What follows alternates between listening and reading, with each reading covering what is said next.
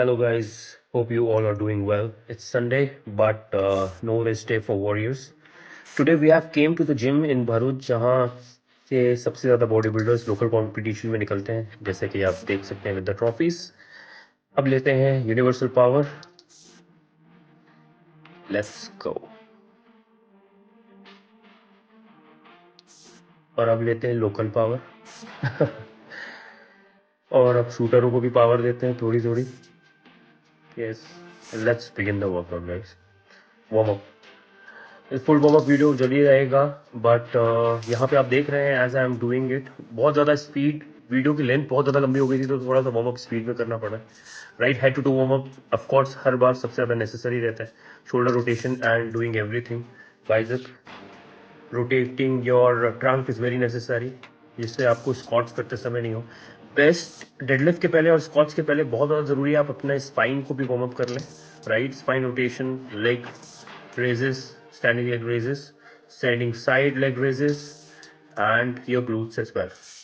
So warm up usually legs day में हमारा बहुत लंबा होता है और ध्यान देके करना है। अब थोड़ी सी लेग्स मोबिलिटी करना बहुत ज़्यादा ज़रूरी है। एज यू कैन सी, मैं देख रहे एंकल मोबिलिटी के लिए ये वाला मूवमेंट होता है, and cycling is very necessary before starting your legs workout.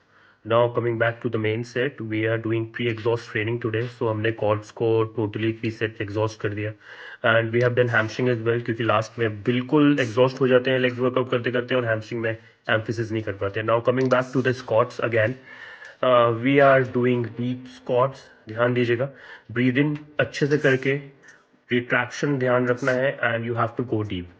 आपने वो कोटेशन तो सुना होगा, as to grasp, you know, but अपनी मोबिलिटी के हिसाब से आपको डीप जाना है। मेक श्योर कि आपकी नीज बहुत ज़्यादा आपके टोज के आगे नहीं आ रही।